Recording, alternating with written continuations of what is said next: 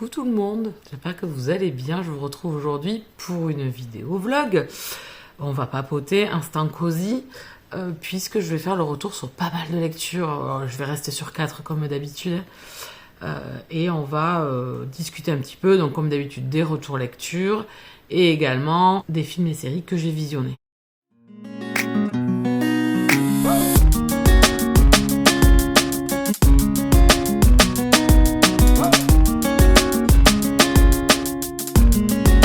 Pareil, il y en a une tonne de 150 000.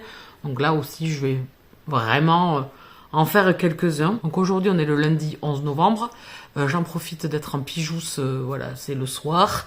Là, bientôt, j'ai un live sur Twitch, donc j'en ai profité un petit peu pour commencer à faire ce vlog. On commence par une première lecture que j'ai faite. Alors, je l'ai reçue en numérique aux éditions Bookmark, mais je me suis acheté entre-temps le bouquin parce que c'est un premier tome que j'ai beaucoup aimé. Donc, je vous parle... alors, je ne sais pas si vous allez y voir par contre. That is the question. Donc, Gods and Monsters, le tome 1, le livre maudit d'Azraël. Alors, l'autrice, c'est Amber V. Nicole.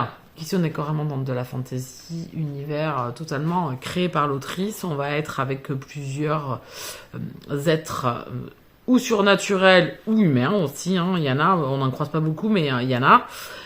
On est avec des dieux et on est aussi avec des démons. Alors, je vais le poser parce que je vais vous insérer l'image, hein, parce que je ne vais pas le tenir pendant 2h30. Je vais vous montrer l'objet livre. Il est magnifique, donc vous avez dû le voir vraiment passer plusieurs fois. Regardez-moi les dorures. Voici la bête, qui est vraiment magnifique. Il est vraiment très beau. Hein. Donc je me le suis commandé entre temps. J'avais pas tout à fait fini la lecture. Il y a également des illustrations à l'intérieur, hein, bien sûr. Voilà, donc c'est vraiment un objet livre qui est vraiment très beau. J'ai passé un très bon moment avec cette lecture. On va être en conflit avec ces dieux et ces démons.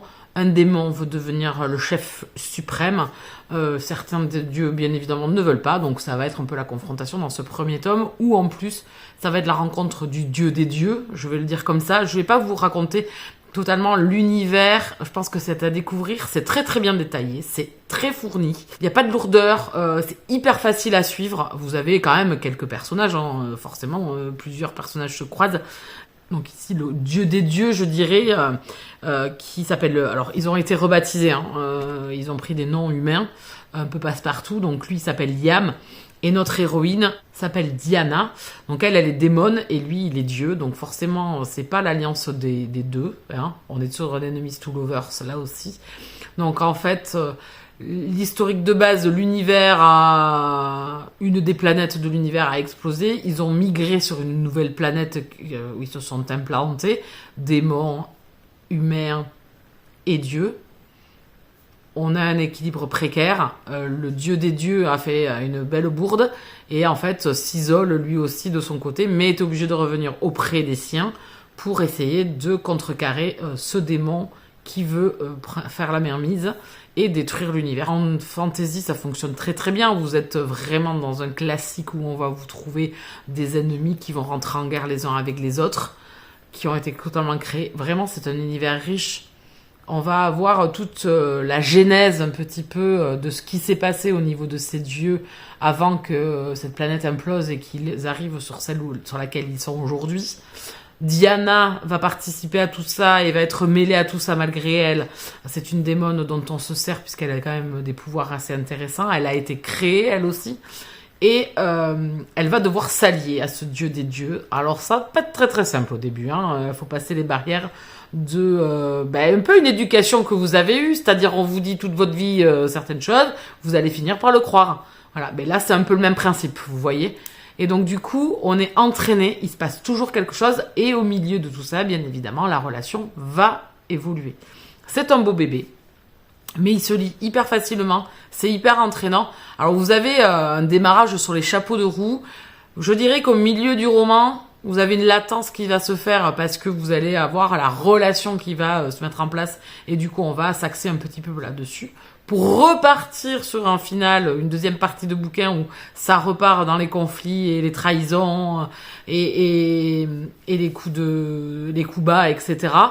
Franchement, moi je me suis régalée. J'ai trouvé que l'autrice avait mené son univers parfaitement bien. Elle vous entraîne dans quelque chose d'inédit. Donc ça aussi, c'est hyper agréable. Alors, vous allez me dire, oui, mais les dieux et les démons, on les a déjà vus souvent. Oui, mais elle a su créer son univers en prenant peut-être des histoires ou des historiques qu'on a vus peut-être dans d'autres histoires où elle a fait sa propre sauce, on va dire. Et franchement, c'est des plus agréables. Je me suis régalée. J'ai adoré Liam et Diana, bien évidemment. Ce duo est parfait. Avec un final, bien évidemment, de ce premier opus, puisque c'est un premier tome. Le deuxième tome sort dans le premier trimestre 2025. Je serai bien évidemment au rendez-vous. Je me suis régalée. Je peux vous que vous le conseiller, je vais y arriver. Au niveau romantaisie, je pense que ça pourrait plaire à beaucoup d'entre vous. J'ai commencé à en lire quand même quelques-uns là depuis quelques temps. Je pense que c'est l'un des meilleurs que j'ai lus pour le moment, qui m'a vraiment embarqué. Alors j'en ai lu des très bons, hein, je dis pas ça, hein, mais là je sais pas. Il y a une facilité, il y a des punchlines qui sont excellentes. Elle a vraiment construit de bout en bout, que ça soit sur les réparties, que ça soit sur l'univers, que ça soit sur les personnages, la richesse de l'univers, sans que ça soit lourd, comme je vous l'ai dit. Vraiment, c'est une réussite. Je pense que ça pourrait plaire à beaucoup d'entre vous. Donc voilà, d'un service presse, c'est devenu un roman que je me suis acheté moi-même. Donc je pense que vous pouvez voir quand même que au prix où sont les reliés, si vous n'avez pas aimé, je pense que je l'aurais pas acheté. Voilà, pour faire un final, une conclusion. En tout cas, je vous le conseille. Si vous l'avez lu ou que vous allez le lire ou que vous lisez dans quelques temps, n'hésitez pas à venir me dire ce que vous en avez pensé, bien évidemment. Vous vous doutez bien. Je vais m'arrêter là pour le moment, comme ça je vais faire une petite pause avant le live, et on se retrouvera un peu plus tard. Ah ben il était temps que je me réinstalle pour venir continuer cette vidéo. C'était le 11 novembre je crois, la dernière fois que je suis passée, où je vous ai parlé de Gods and Monsters, donc elle était une super lecture, que je me suis du coup acheté en papier, et puis là il était temps que je me réinstalle pour venir faire la suite de cette vidéo, et la clôturer. Donc là aujourd'hui, pour vous donner une idée, on est le dimanche 17 décembre. Mais elle a fait un bon. Oui, parce qu'elle s'appelle. Mais non, on est. Elle est folle, Alice, cette pauvre personne. Non, on est le 17 novembre. Voilà. Ne vous jetez pas sur les magasins pour aller finir vos cadeaux de Noël. Vous avez encore un peu de temps. Navré. Mille excuses pour ce coup de. Non, je sais que vous savez qu'on est la bonne date. Enfin, voilà. Donc, je vais essayer de terminer cette vidéo aujourd'hui pour pouvoir le uploader en suivant et vous la mettre lundi en fin d'après-midi, donc le 18. Voilà. Donc, on continue. Alors, on va parler d'un autre bouquin. Je vous parlerai de films et de séries un peu plus tard dans la vidéo. Là, je vais vous parler d'Aeternus, le tome 2 de Anna Wendel. J'avais lu le premier, je pense que c'était aux alentours du mois de juin, je crois. Donc, vous pouvez retrouver la vidéo sur la chaîne, et le retour que j'avais fait sur ce premier opus, et j'attendais avec grande impatience ce deuxième volet, cette continuité de cette histoire, où ici, l'autrice a pris le parti de réinventer l'ordre des Templiers en faisant des créatures fantastiques, donc des vampires. Cet ordre vampirique est établi un peu partout, depuis des siècles, puisque pour rappel, Jacques de Molay, Philippe le Bel, fin des Templiers, 1314, je crois que c'est son décès. Voilà, donc à partir de là, elle a repris un peu la légende et elle l'a améliorée. Elle l'a mis à sa sauce en fait. Et on va retrouver cet ordre des Templiers caché dans les catacombes parisiennes. Une jeune femme, malgré elle, va être embarquée dans leurs histoires. Elle ne veut pas en faire partie, mais elle n'a pas de choix. À la fin du premier opus, il est arrivé des événements quand même. Ouais. Un vocabulaire, il n'y en a pas, c'est des petits cris, voilà, c'est les nouveaux retours vidéo. On a dit des vidéos de qualité. Alors, on l'a laissée dans une fâcheuse posture, on va dire, et on la retrouve dans ce deuxième opus, où là, l'autrice encore rechamboule tout, un petit peu, j'ai envie de dire, amène un souffle nouveau, complètement différent du premier opus, où, comme je vous disais, on était plus dans les catacombes parisiennes et dans cette ville qui est Paris. Dans ce deuxième opus, elle se renouvelle, où on va être ailleurs. Je vais pas spoiler. Voilà, donc ça permet de donner un nouveau souffle à l'histoire, de repartir un petit peu dans l'intrigue et avoir des révélations dans ce début de deuxième opus qui sont quand même hyper importantes pour nos protagonistes, qui sont ce jeune vampire et cette jeune humaine, qui vont vivre des choses pas marrantes, et l'alliance en fait à un moment donné de certains personnages qui étaient ennemis et qui peuvent éventuellement devenir amis. Elle va nous desservir aussi sur ces personnages vampiriques qui ont traversé les siècles, quand même des personnages de la grande histoire. Voilà, j'en dirai pas plus. Et j'ai trouvé ça hyper sympa. Je sais pas, vous allez vous retrouver peut-être avec certains personnages qui ont vécu la bataille de Culloden en Écosse, par exemple. Et donc, ce qui m'a permis, moi, de me retrouver aussi dans certains choix de l'autrice, sur certains livres que j'avais lus, dont on parlait de certains faits historiques qui ont existé, mélangés à l'imaginaire de l'auteur. Ici, c'est exactement pareil. Donc, c'est un bon urban fantasy. J'ai beaucoup aimé. Alors, j'ai peu d'empathie pour l'héroïne principale, malheureusement. Mais en soi, j'ai été bien accaparée par contre par des personnages secondaires masculins de l'histoire qui sont pas... pourtant, ils dévoilent pas beaucoup d'affect, quoi, en fait. Mais je sais pas. J'ai été attirée par eux. J'aurais aimé avoir plus d'histoires sur eux, que ça soit un peu plus lent. On nous développe certains personnages. On a toujours l'historique de ce qui leur est arrivé pour devenir, en fait, ces créatures. Voilà. Et ça, c'était hyper enrichissant, hyper sympa. Donc, ça a amené aussi... une découverte à chaque fois, une surprise sur chaque personnage, d'en savoir un peu plus. Le dénouement, pour moi, se tient très bien. Franchement, c'est un urban fantasy original parce que ce qui m'a plu, c'est que c'était mêlé à la grande histoire. Et c'est mêlé dans la grande histoire avec parcimonie, mais en même temps intelligence et voilà, ce petit fil brodé un petit peu de leurs histoires à chacun m'a beaucoup plu. Donc c'est une duologie vraiment sympa si vous voulez un urban fantasy accro avec des personnages, voilà, pas des vampires tout doux, tout gentils. Même si, bon, un petit peu quand même, j'ai beaucoup aimé le développement de l'histoire, l'originalité et ce final dont je m'attendais pas forcément sur ce qu'il advient de nos deux personnages principaux au vu de tout ce qu'ils traversent, d'un personnage qui va rentrer dans leur vie avec pertes et fracas et comment la suite et l'avenir va être amené. Franchement, c'était super sympa. Il y a de la s'enquête, ça j'aime bien aussi. Voilà, c'était une très chouette duologie, donc je remercie l'autrice pour la découverte parce que je pense que j'aurais pu passer à côté, vraiment. Vous avez un objet livre en relié qui est très très beau, avec de belles... vous avez des...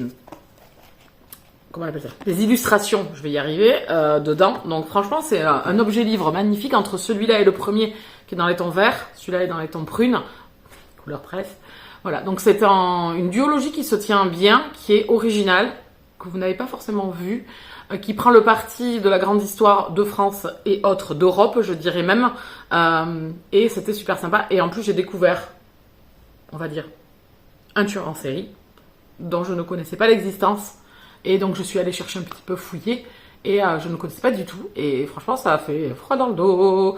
Voilà, pour ceux qui auront lu la duologie, vous voyez peut-être de quoi je parle. En tout cas, c'était une chouette découverte. J'ai beaucoup aimé cette urban fantasy. Retourner un petit peu dans ce genre littéraire aussi, que je lis un peu moins maintenant, mais que j'affectionne au final toujours autant. Voilà, je passe toujours de bons moments, moi, en urban fantasy. Donc, l'urban fantasy, ça se passe en ville. De nos jours, sur Terre, enfin de nos jours, pas forcément, sur Terre, avec des créatures fantastiques. Voilà le retour que je peux vous faire. Vous pouvez retrouver l'avis du premier opus et puis le joindre à celui-ci si vous avez envie de découvrir cette duologie. Ensuite, on va parler un petit peu film, avec l'idée d'être avec toi. Je l'ai enfin regardé. Comment vous dire que c'était un film que je voulais absolument voir. Je n'ai plus Prime Amazon pour différentes choses, l'argent en soi, et le nombre incalculable de pubs qu'il y a. C'est l'enfer sur Terre. Franchement, je vous tire mon chapeau à ceux qui ont Prime Amazon, Prime Vidéo, parce que franchement, c'est pas addictif du tout. Je l'ai eu là gratuitement pendant un mois, donc c'est pour ça que j'ai refait le test, et que j'ai pu voir donc ce film-là. Mais alors, voilà, il était hors de question qu'à la fin du mois, je valide pour prendre le Prime Vidéo ou pour avoir la livraison un jour ouvré, etc.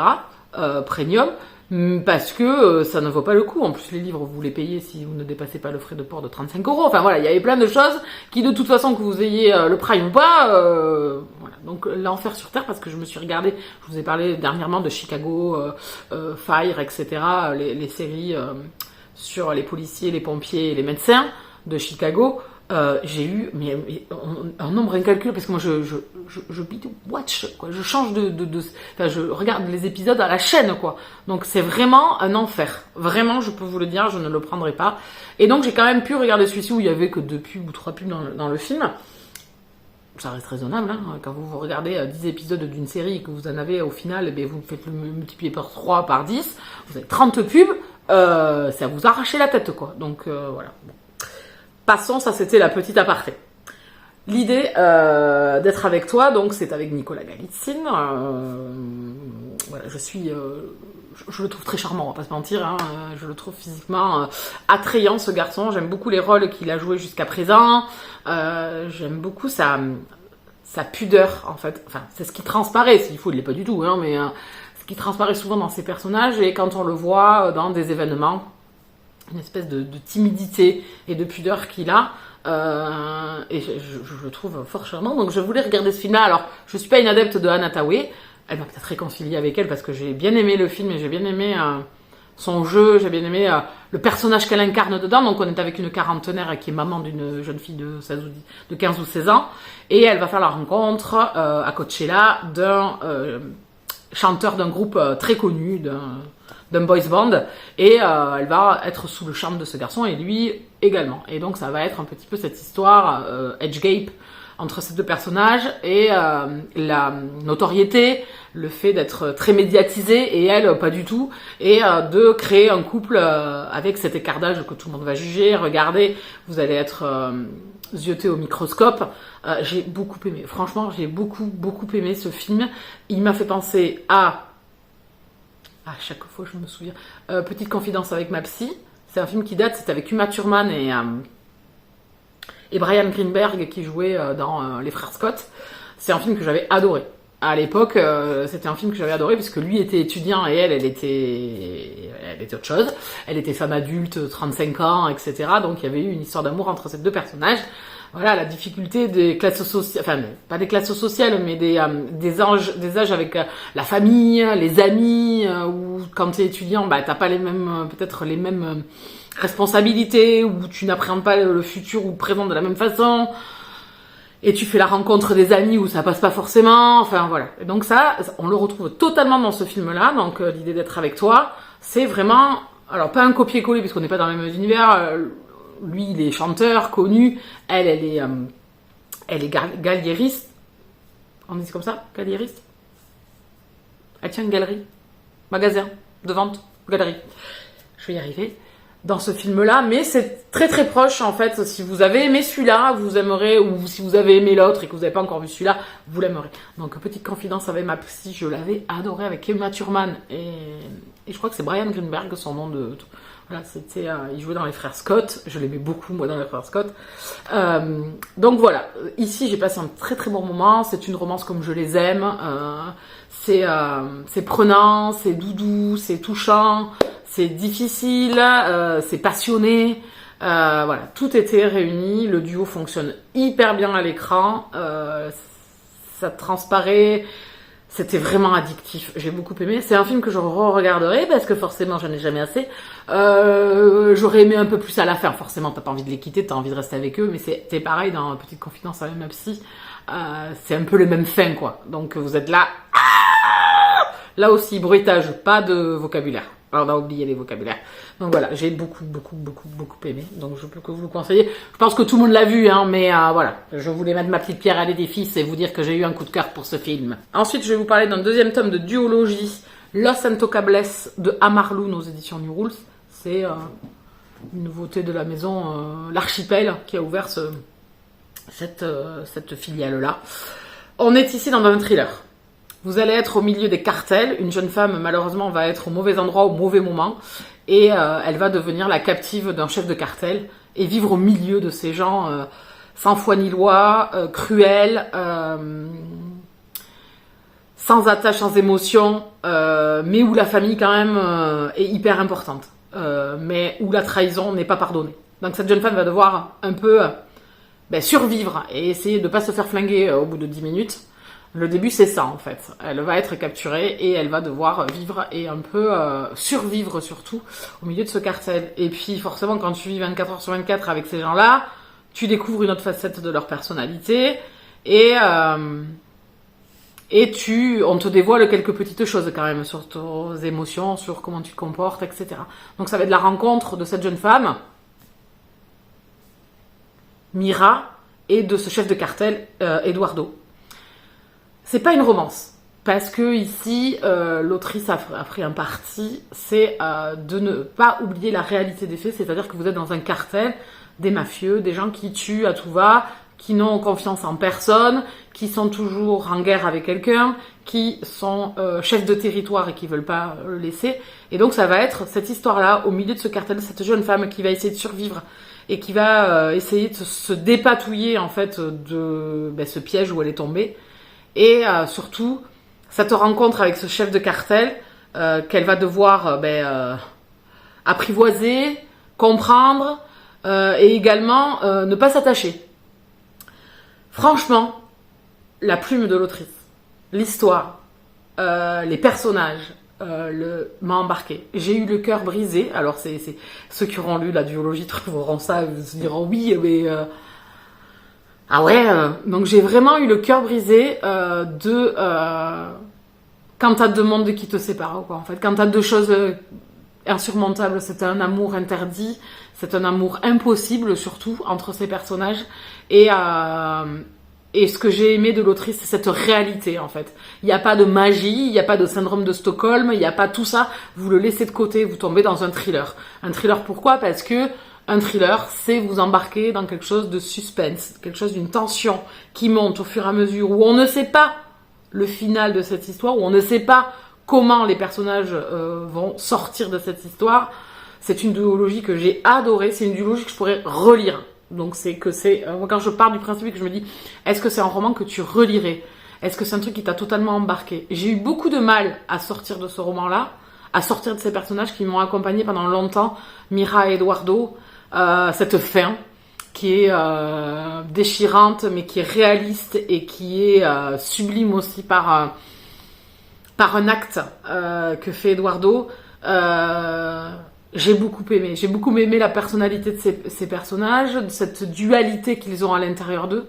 C'était hyper bien amené, cette dualité. Ce moment où tout le monde n'est pas tout noir et tout blanc. On a une part peut-être un peu plus sombre ou un peu plus claire en nous, que l'on ne voit pas au premier abord. Elle aborde tout ça, elle aborde ce milieu des cartels, qui est quand même un milieu d'ultra-violence. Avec cette jeune femme qui ne veut pas changer, qui ne veut pas devenir quelque chose qu'il en est en tiré, en fait, où elle perdrait sa personnalité, où elle perdrait son libre arbitre. Et c'est hyper bien amené. Vraiment, j'ai été captivée par ce deuxième opus. Autant le premier prend son temps. On nous délite un petit peu la façon de vivre de cette famille, de ce chef de cartel, de cette jeune femme qui se retrouve piégée, mais vraiment, comment ils vivent. Et ce deuxième, où tout s'accélère, c'est du 100 à l'heure. Il n'y a pas un moment où il y a du repos, où notre cerveau, même à nous, ou celui de Mira, peut se poser, analyser les choses, prendre du recul. En fait, à aucun moment, on peut prendre du recul dans cette histoire et se dire, ah bon, mais alors attends, laisse-moi réfléchir, mes émotions, tout ça. Non, en fait, parce que tout va très vite. Ils n'ont pas le droit de se tromper parce que la mort est au bout de la route, quoi. Sinon, voilà, vraiment, c'est une duologie que je vous conseille. Je l'ai adoré. C'est vraiment un audio-livre, c'est un régal. Ce deuxième opus, je l'ai fait en audio. Je les ai fait en audio, ça marche hyper bien, donc c'est un roman choral. Il n'y a pas que Eduardo et Mira qui vont vous parler, il y a d'autres personnages aussi qui vont vous parler, qui vont rentrer en ligne de compte, et il y a une force que l'auteur a faite là-dedans, c'est-à-dire qu'à un moment donné, vous-même, vous oubliez que c'est des chefs de cartel, que c'est des gens ignobles. Ça vous est rappelé à certains moments par la cruauté des événements et de ce qu'ils font, mais par moments, vous arrivez à avoir de l'empathie pour ces personnages. De l'empathie, même si vous gardez votre réalité, que vous n'êtes pas foufou non plus. Vous savez que c'est une fiction, je le répète quand même, au cas où il y ait peut-être une mauvaise approche. On sait. Mais cet art, cette force qu'a eu l'autrice, d'un moment donné, de nous faire douter et de nous faire, même si on sait qui ils sont, tout autant que Mira le sait, d'amener une part d'empathie, une part d'émotion et d'acceptation, non, mais de compréhension peut-être. Et de toute façon, dans ces milieux-là, on ne peut pas en sortir. Et nous, tout le long du roman, on se dit, et si ça n'avait pas été dans un cadre ? Et si cette rencontre, elle avait été ailleurs, autrement ? d'une autre façon. Et en fait, je pense que c'est ces personnages-là, c'est ce qui se pose comme question toujours, en fait. Il y a énormément d'émotions. Je ne peux que vous le vendre parce que je l'ai adoré. Je suis hyper contente. C'est le meilleur de New Rules. Voilà. S'il est sur les 4 ou 5 qui sont sortis chez New Rules, c'est le meilleur. En deuxième position, c'est Les Anges d'Elysium. Mais là, on est dans un thriller top.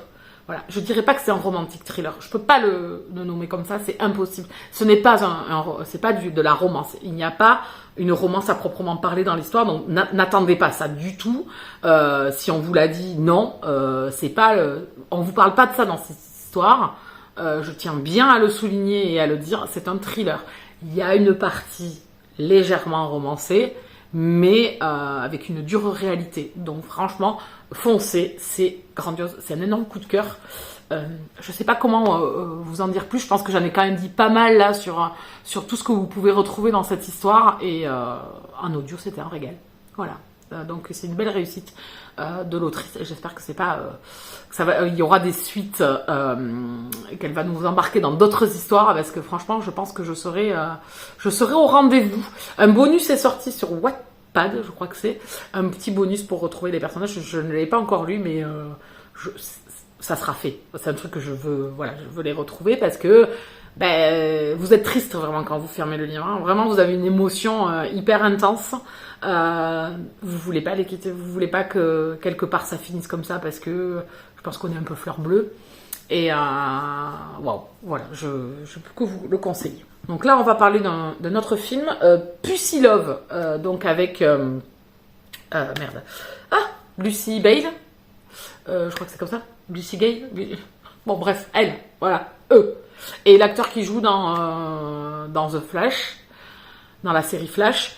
Donc, ce film, je vais y arriver. Ce film, c'est un jeune homme qui a de l'agoraphobie. Bon, beaucoup de choses sont arrivées dans sa vie, donc voilà, il ne se mélange plus à la population, il reste cloîtré chez lui, il n'arrive même plus à aller travailler, et il va, pour cela et pour s'aider, parce qu'il voit un psy, prendre un chien.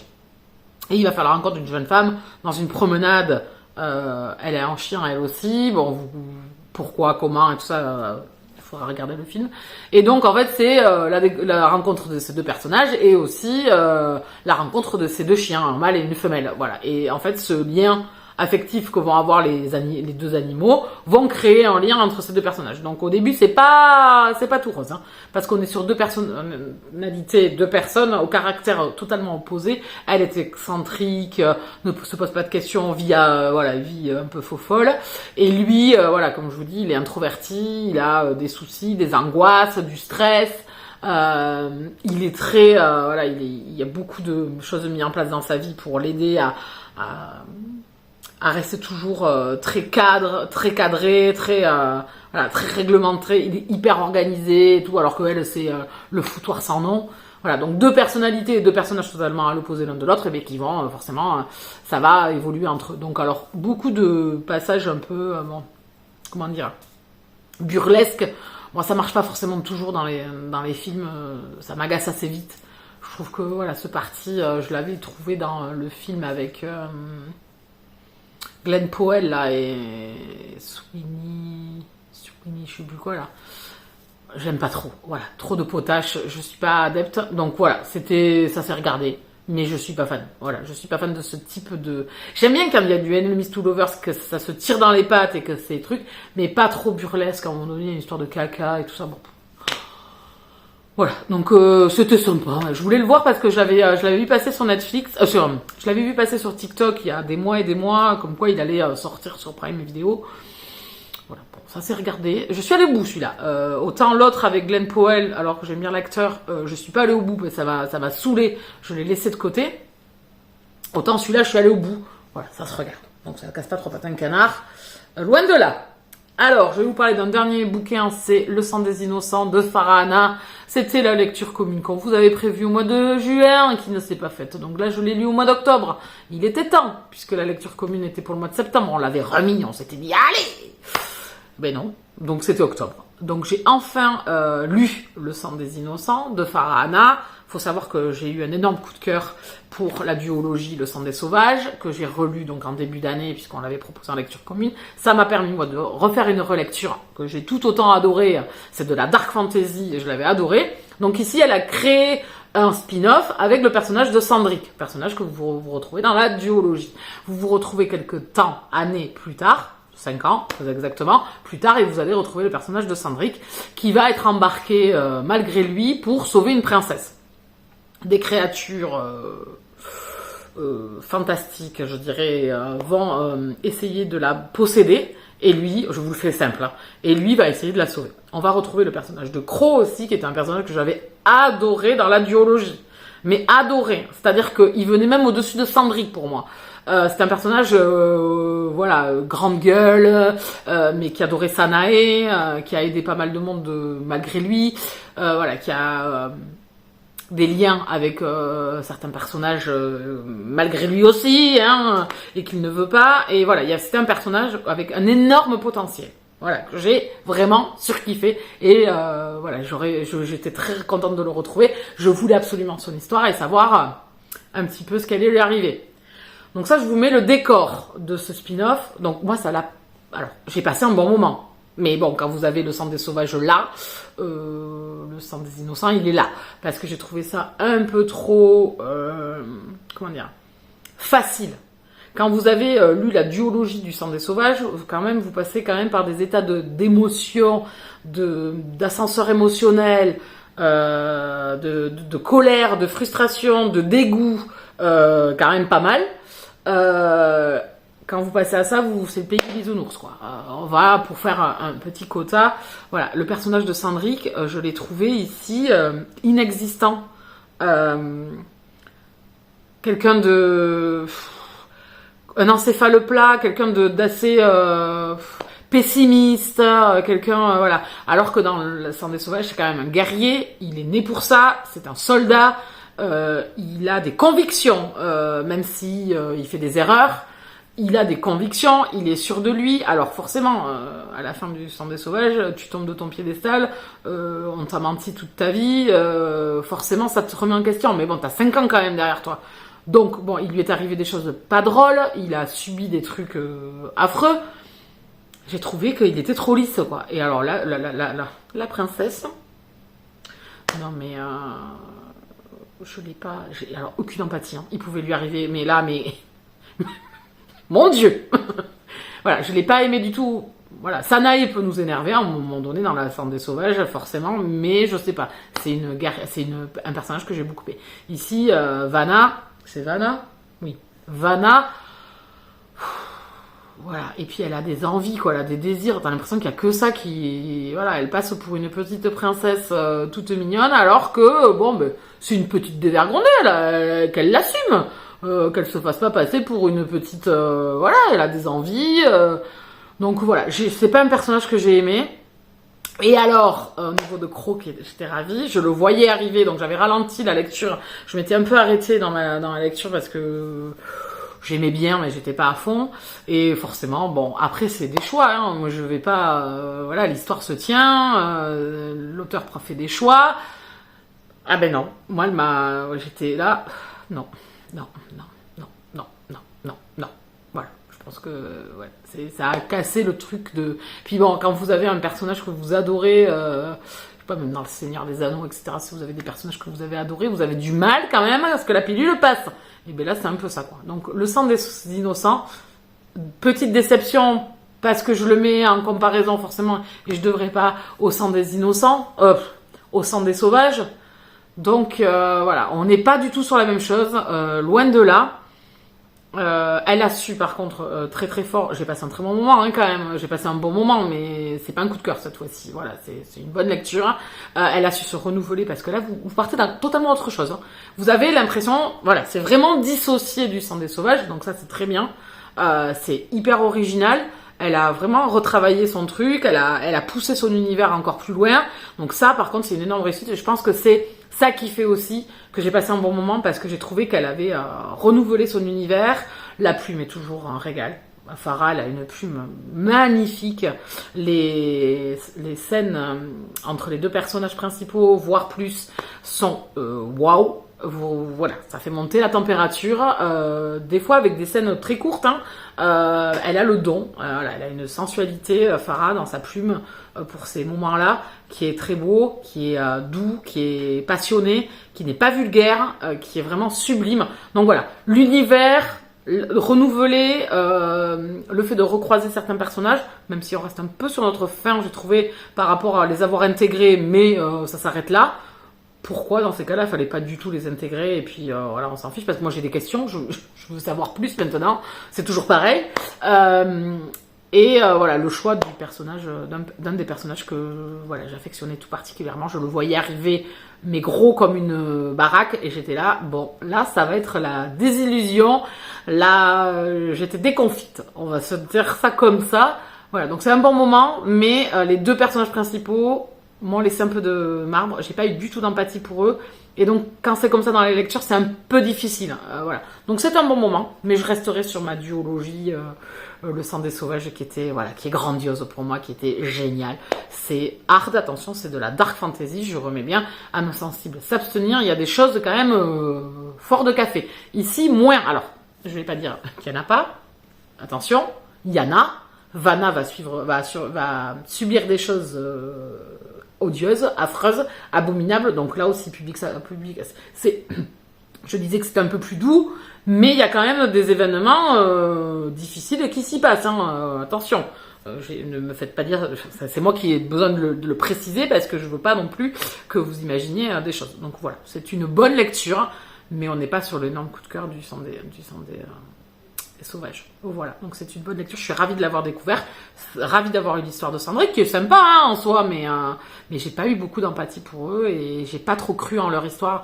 Je trouvais qu'il y avait pas de passion, enfin, il y avait pas les liens fondamentaux de l'amour. En fait, oui, il y a du désir, oui, mais au-delà de ça, qu'est-ce qu'il est, enfin, c'est très abstrait quoi. En fait, ils se disent presque rien, ils se parlent pas, il y a pas de partagent très peu de choses, donc j'ai eu du mal à y croire. Autant Lace et Sanae, ils avaient de quoi s'affronter, ils avaient de quoi parler puisqu'ils étaient ennemis, voilà. Donc écoutez, je peux pas vous en dire plus. C'était sympa, c'était une bonne lecture. Ça vaut pas le sang des innocents. Voilà, ben je pense que oui, parce que j'ai eu tellement un énorme coup de cœur. Et puis bon, la trahison d'un des personnages, enfin. Et puis le choix pour un des personnages que moi j'adorais en fait, de le faire passer comme ça, c'est pas passé quoi en fait. Je le vois pas de cette façon-là et il aurait pu, effectivement il aurait pu faire ce qu'il a fait, mais ça aurait pu être tourné différemment et quelque chose derrière. Voilà. Bon bref. Si vous ne l'avez pas lu, vous n'allez pas comprendre ce que je dis. Donc je vais m'arrêter là. Et bien écoutez, on a fait le tour de ces 4 lectures qui, vous voyez quand même, étaient de bonnes lectures, voire 2 excellentes entre Gods and Monsters et Los Intocables, et de bonnes lectures avec Aeternus qui était une très bonne lecture et Le sang des innocents qui est une bonne lecture aussi. Hein. Mais quand vous avez un piédestal là, ça, je me connais, c'est pénible. Je suis pénible avec ça. Puis après, bon, c'est dans le même univers, les mêmes personnages, donc c'est difficile de les dissocier. D'autres auront préféré Le sang des innocents. Je sais que beaucoup dans la lecture commune ont préféré Le sang des innocents. Voilà, donc on est vraiment... après, il cartonne très bien Le sang des innocents, il n'a pas besoin de moi pour le faire encenser. Même si je vous dis, j'ai quand même aimé. Hein, j'ai aimé ma lecture, j'ai aimé retourner dans cet univers, la plume, tout ça, retrouver des personnages... Mais je sais pas. Ouais, je pense qu'il y avait trop avec Lace et Sanae. Écoutez, on a fait le tour des lectures dont je voulais vous parler. Bon, vous avez vu. Et salut! Le sapinou est fait. C'est fait. Il reste encore quand même des trucs à installer. Hein. Là, par exemple, en bas, j'ai pas mis le village. Tout ça, j'ai encore pas mal de trucs. Mais c'est en cours d'installation. Voici pour ce vlog, pour ce petit retour lecture. Vous retrouvez prochainement, parce que j'ai autant de bouquins à vous parler, Dulan, Belle Assassine, Swan Hill, Gentleman London Club. Donc j'ai quand même, pareil, autant de livres à faire des retours dessus. Je vais vous parler un petit peu, je suis dans ma lecture en cours, c'est Ashes of Time de Lily Haim. C'est un romantique thriller MM. On va être avec un agent du FBI et un portraitiste et qui travaille pour Pompes Funèbres. Voilà.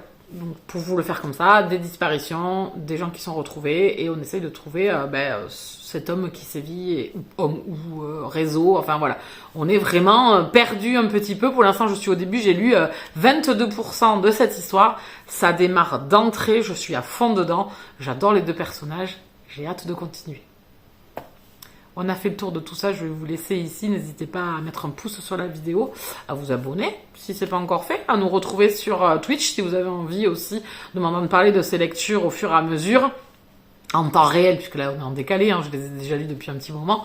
Si vous avez envie de voir d'écouter au fur et à mesure, de passer une soirée à papoter avec nous, mais à lire vos bouquins, mais en compagnie et pas tout seul chez vous, n'hésitez pas à nous rejoindre. À partager la vidéo si vous avez envie. Je vous laisse là. Allez, bisous câlins!